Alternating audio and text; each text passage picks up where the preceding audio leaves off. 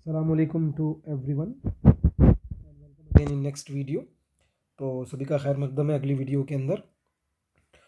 Last video में हम लोगों ने डिस्कस जो किया था वो डिस्कस किया था जड़ को।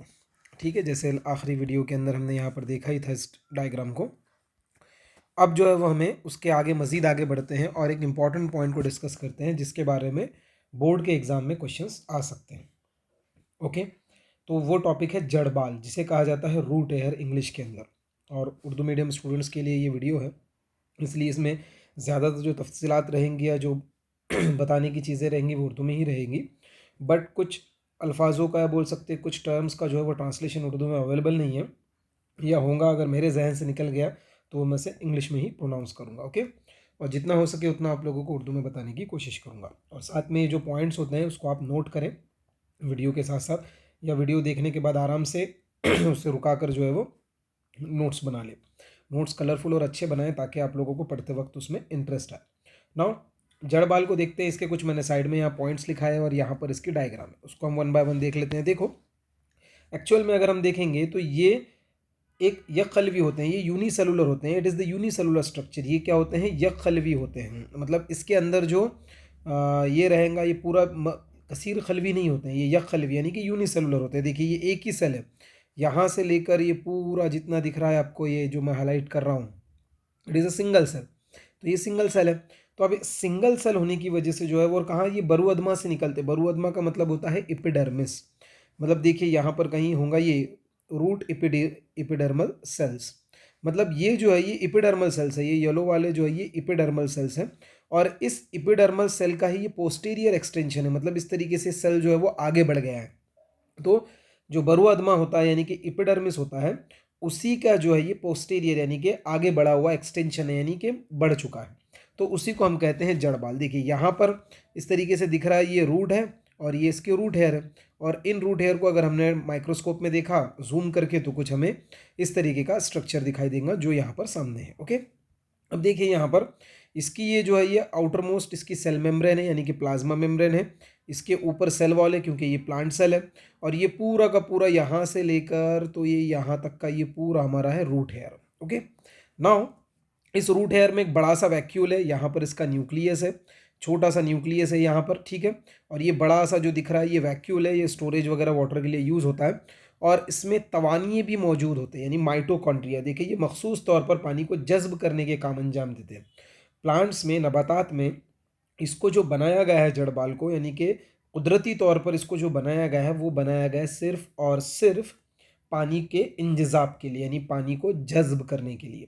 इसके अलावा रूट हेयर का दूसरा कोई काम मौजूद नहीं है। ओके, और ना ही अभी तक नज़र आया है। तो रूट हेयर सिर्फ और सिर्फ मखसूस तौर पर पानी को जज्ब करने के अमल के लिए बनाया गया है। और नबाताती खलिया है, इस वजह से इसमें सेल वॉल भी मौजूद होगा, खलवी दीवार भी इसमें मौजूद होंगी। ओके, बड़ा सा वैक्यूल है जिसे खालिया कहते हैं, उर्दू के अंदर हम वैक्यूल को खालिया कहते हैं। ओके, तो यहाँ पर मौजूद है। इसके साथ इसके अंदर तवानी होते हैं। देखो ये ज़मीन में मौजूद कैपिलरी पानी को, कैपिलरी को क्या कहा जाता है उर्दू में? आप लोग एक बार देख लेना, मेरे जहन में आ नहीं रहा एक्चुअल में। तो जो कैपिलरी वाटर होता है, यानी कि 4 किस्म का पानी है, जो कि हम अगला टॉपिक है हमारा, हम देखने ही वाले इसी वीडियो के अंदर। तो ये ज़मीन में मौजूद कैपिलरी वाटर को, यानी कि जो कैपिलरी वाटर होता है उसको जो है ये जज्ब करता है। और इनमें तवानी मौजूद होते हैं। देखिए जो एब्सॉर्प्शन है वो आगे हम पढ़ने वाले, active absorption and passive absorption. तो जो एक्टिव एब्सॉर्प्शन होता है तो उसके अंदर जो है वो, या फिर पैसिव एब्सॉर्प्शन जो भी है, तो जिस कहाँ पर हमें तवानाई की ज़रूरत पड़ती है और कहाँ नहीं पड़ती है वो अगले टॉपिक में उसमें देखेंगे। तो जहाँ जब जिस एब्सॉर्प्शन के अंदर हमें तवानाई की ज़रूरत पड़ती है तो वहाँ इसके पास जो है वो क्या मौजूद होते हैं? देखिए इसके पास तवानियाँ यानी माइटोकॉन्ड्रिया भी मौजूद होंगे। ओके, और ये माइटोकॉन्ड्रिया एटीपी बनाएंगे और एटीपी के थ्रू जो है वो वहाँ पर पानी को जज्ब करने के लिए जब तवानाई की ज़रूरत होगी तब वो उसको मिल जाएंगे। ओके, पानी को जज्ब करने के अमल में लगने वाली तवानाई को फराहम करते हैं। मतलब ये पानी को जब लगेगा तब उसको जो है ये जज्ब करने के लिए तवानाई को मुहैया करते हैं। जड़ बाल में एक बड़ा सा खालिया मौजूद होता है जो बाज़ औक़ात पानी को ज़ख़ीरा करता है। अगर पानी ज़रूरत से ज़्यादा जज्ब हो जाए तो वैक्यूल्स के अंदर कुछ वक्त के लिए जो है ये जो वहाँ पर ये रहेगा। अब ये पूरा स्ट्रक्चर कैसा होता है? स्टेप वाइज रूट हेयर से पानी कहाँ जाता है, कहाँ से कहाँ, और वेस्कुलर बंडल्स तक, यानी कि जो जिसको हम क्या कहते हैं उर्दू के अंदर, जो जाइलम और फलम खशबा और लहा तक कैसे पहुँचता है। ओके, तो इसमें खलवी माए भी मौजूद होता है, तमाम जड़बाल जड़ के इंजज़ाबी हिस्से में मौजूद होते हैं। देखो जहाँ पर जो हिस्सा, ये जो हिस्सा है यहाँ पर, इसको मैंने थोड़ा ये कर दिया 1 मिनट, ये जो हिस्सा है जड़ बाल का, जो मैंने हाईलाइटेड हिस्सा है, तो इसको हम क्या कहते हैं, जोन ऑफ एब्सॉर्प्शन, है ना, जोन ऑफ एब्सॉर्प्शन कहते हैं। मतलब जहाँ यहाँ से पानी जज्ब होगा। ओके, यानी पानी के इंजज़ाबी जगह पर जो है वो, जड़ के इंजज़ाबी जगह पर वो मौजूद होते हैं। तो इस तरीके से ये रूट हेयर का स्ट्रक्चर है। अगर आपको इस तरीके से कोई क्वेश्चन आता है 2 मार्क के लिए, 3 मार्क के लिए, 2 मार्क के लिए आ सकता है कि आपको डायग्राम बनाने के लिए कह दें, या 3 मार्क के लिए इस पर डायग्राम के साथ आपको 3 या 4 पॉइंट लिखने पड़ेंगे। तो आपके सामने डायग्राम भी है और आपके सामने यहाँ पर पॉइंट्स भी हैं, तो आप जो है वो इनको आसानी से जो है वो लिख सकते हैं। ठीक है, आपके पास नोट्स, देखो उर्दू मीडियम का यही एक ड्रॉबैक है कि आपको नोट्स वगैरह कहीं नहीं मिलेंगे प्रॉपर सही तरीके से लिखे हुए, और जो मिलते भी है तो बहुत ही ज़्यादा फसी बलीग उर्दू के अंदर होते हैं। आमतौर पर आजकल बच्चों को उर्दू ही नहीं आ रही, तो इस वजह से वो सैफ़ी और तरक्की तालीम जैसे नोट्स जो है वो बच्चे सही तौर पर नहीं कर पाते। हमें आम और आसान उर्दू के अंदर अगर चाहिए तो वो फिर असातिज़ा के थ्रू ही लेना पड़ेगा। और हमारे पास जनरली मसला ये है कि हम उर्दू साइंस ले तो लेते हैं, मगर उसका ज़्यादा कुछ फ़ायदा होता नहीं। मगर बहरहाल उर्दू के अंदर अगर हम पढ़ेंगे तो एक लॉन्ग टर्म तक याद तो रहेगा, पर उसके साथ साथ आपको अंग्रेज़ी अल्फाजों को भी ध्यान में रखना पड़ेगा, किसको क्या कहते हैं। खैर, तो अगले टॉपिक पर अपने आते हैं, ज़ेरे ज़मीन पानी के अक़साम, यानी अंडरग्राउंड वाटर टाइप्स। यानी पानी जो है वो कितने अक़साम का है, यानी ये जो वाटर है, जो ज़ेरे ज़मीन पानी है, वो कितने किस्म का होगा या कितने टाइप का होगा, यानी ज़मीन के अंदर जो जज़्ब हो जाएगा। तो ये 4 टाइप का है। Number 1 gravitational water, number 2 combined water, number 3 hygroscopic water, और नंबर 4 जो है वो कैपिलरी वाटर। पहले हाइग्रोस्कोपिक और कंबाइंड वाटर को एक ही जो लास्ट ईयर यानी लास्ट सिलेबस का जो बुक था उसमें हाइग्रोस्कोपिक और कंबाइंड वाटर को एक ही कंसिडर किया गया था। अब नए बुक के अंदर उसे डिफरेंट कर दिया गया है। तो ग्रेविटेशनल वाटर का जनरली इसकी कोई ट्रांसलेशन मौजूद नहीं है। अगर आपको किसी उर्दू के तरक्की तालीम या सैफ़ी से मिलते हैं तो बहुत अच्छी बात है, ना मिले तो आप लिख सकते हैं। जैसे इसे क़ुव्वत शक्ल पानी भी कह सकते हैं, क्योंकि शक्ली क़ुव्वत के ज़रिए होता है। कंबाइन को हम क्या कहते हैं, यानी कि जो कंबाइन फॉर्म के अंदर, यानी कि इसको मुरक्कबाती, हाइग्रोस्कोपिक को जो नहीं, हाँ, कंबाइन वाटर को मुरक्कबाती पानी भी बोल सकते हैं, क्योंकि मुरक्कबात के अंदर है वो। हाइग्रोस्कोपिक को हम बोल सकते हैं कि मिट्टी के ज़र्रात वाला पानी, और कैपिलरी वाटर को आई थिंक कैपिलरी वाटर ही हमें लिखना पड़ेगा। चले देख लेते हैं ये पानी है क्या और किस तरीके से ये काम करते हैं। देखें, सबसे पहले देखते हैं ग्रेविटेशनल वाटर। ये वो पानी होता है जो कि ये वो पानी होता है जो कि क़ुव्वत शक्ल की वजह से ज़मीन में जज़्ब होता है। ठीक है, इस इस पानी को नबातात जज़्ब नहीं कर सकते। मतलब ये वो पानी है जो कि क़ुव्वत शक्ल की वजह से जो है वो ज़मीन के अंदर खींचा चला जाता है, जिसे हम बोरवेल या हम कुएं वगैरह के ज़रिए निकाल लेते हैं, हमारे काम का है। बट नबातात के जज्ब होने में इसका कोई भी काम नहीं, इसलिए मैं यहाँ पर इसे क्रॉस का निशान लगा देता हूँ कि ये पानी भी नबातात के जज्ब करने के काम का नहीं है। ओके, किसी भी किस्म के इंजज़ाब के अमल में ये रोल प्ले नहीं करेगा, कोई किरदार नहीं निभाए। कंबाइंड वाटर यानी मुरक्कबाती पानी, अगर हम इसका ट्रांसलेशन करें तो कुछ ऐसे हो सकता है as per my knowledge now. तो ये वो पानी होता है, ठीक है, इसको भी थोड़ा सा हाईलाइट कर लेते हैं हम लोग।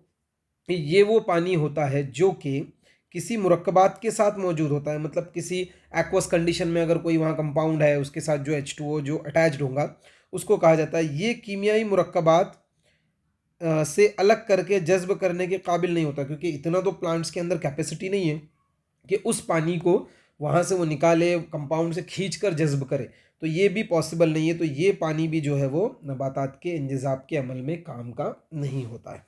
देन उसके बाद अगर हम नेक्स्ट इस पर आते हैं तो हमारे पास है जो कि है that is the hygroscopic water, यानी मिट्टी के ज़र्रात में मौजूद वाटर, यानी कि पानी।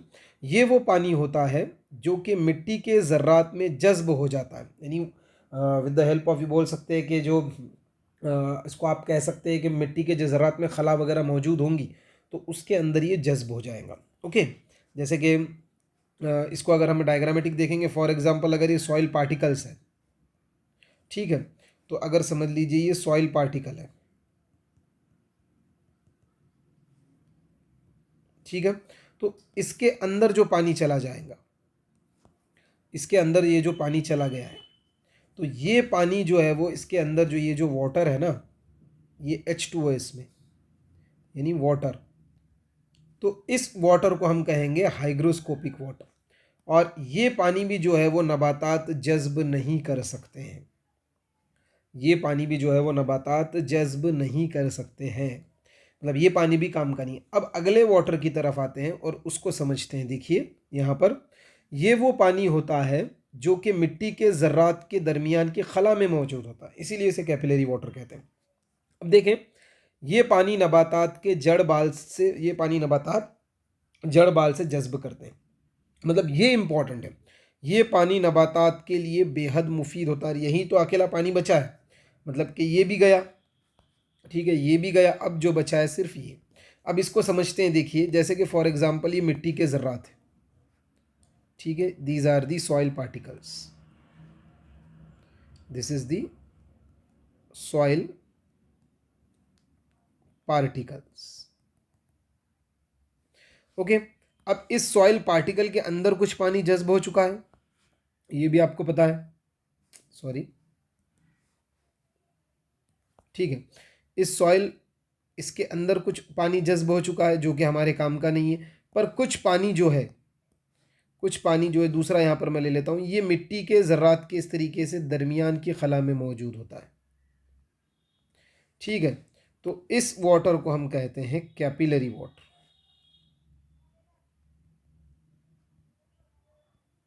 और इस ये जो है वो रूट हेयर से जज्ब होता है, मतलब सॉइल पार्टिकल्स के इस स्पेस के बीच में, ये जो यहाँ पर ये जो स्पेस है, हर पार्टिकल के बीच में जो स्पेस है, और यहाँ पर जो पानी जा चुका है, तो उस पानी को कहते हैं हम कैपिलरी वाटर।